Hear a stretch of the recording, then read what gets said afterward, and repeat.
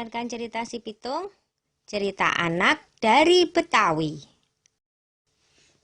Pada zaman penjajahan Belanda, di kampung Rawabelong, lahir seorang bayi laki-laki mungil dari keluarga sederhana. Ayah dan ibu bayi itu adalah seorang petani. Kehadiran bayi itu tentu saja menambah kebahagiaan pada keluarga sederhana itu. Mereka beri nama bayinya Pitung.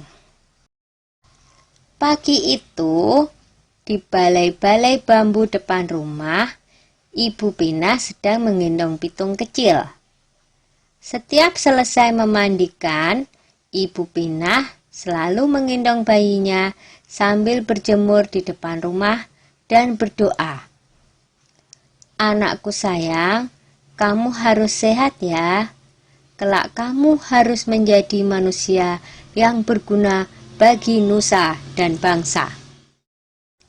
Tak terasa, Pitung mulai menginjak usia remaja.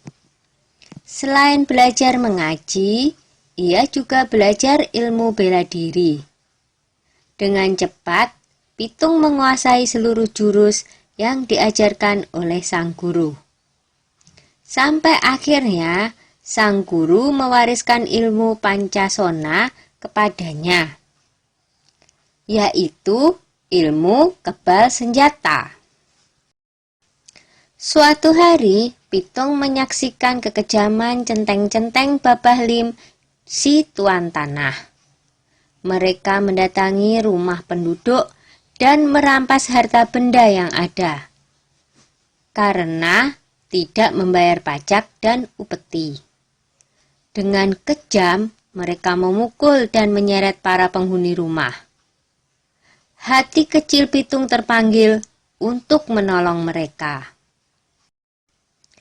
Ini adalah saat pertama Pitung membela orang lemah. Pitung tak tega melihatnya. "Hai centeng-centeng, kenapa kalian merampas harta orang dan menindas orang yang tak berdaya? Kalau berani, sini, lawan aku," tantang Pitung. Mendengar itu, si pemimpin centeng marah. "Hei anak muda, berani-beraninya kau menghalangiku. Rasakan ini," hardiknya kepada Pitung. Pemimpin centeng menyerang Pitung dengan gencar, tetapi Pitung berhasil mengalahkannya dengan mudah. Pemimpin centeng itu roboh dalam 2 jurus. Anak buahnya pun melarikan diri ketakutan. Sejak saat itu, Pitung bertekad untuk membela orang yang tertindas. Dengan penuh semangat, Pitung mengajak para penduduk desa untuk bersatu melawan penjajah. "Kita harus lawan segala penjajahan. Tidak ada yang boleh merampas harta milik kita. Ini adalah tanah kita. Jangan mau diperbudak oleh kompeni," kata Pitung bersemangat.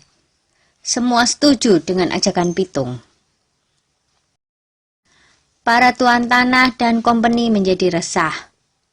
Mereka mengadukan perlawanan itu kepada pemerintah Hindia Belanda. Scott Heine, pemimpin tertinggi di Batavia, memerintahkan aparat untuk menangkap Pitung. Ia menawarkan hadiah besar bagi siapa saja yang bisa menangkap Pitung.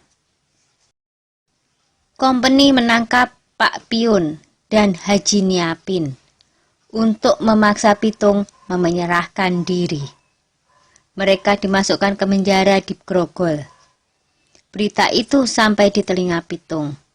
Ia tidak tega dengan keadaan ayah dan gurunya yang disiksa. Pitung membuat perjanjian dengan kompeni untuk menyerahkan diri dengan syarat ayah dan gurunya dibebaskan dari penjara. Pada suatu hari, kompeni membawa Haji Niapin ke alun-alun kota dengan dijaga ketat oleh pasukan polisi bersenjata. Lalu, Pitung muncul seorang diri. Ia meminta agar gurunya dibebaskan dulu.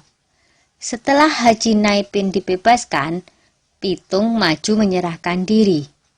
Pasukan polisi membidikkan senjatanya ke Pitung.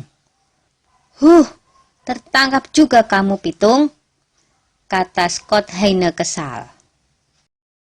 Hahaha, aku tidak takut menghadapi pengecut seperti kalian, jawab Pitung. Scott Hayne marah dan ia langsung memberi tanda kepada pasukan untuk menembak.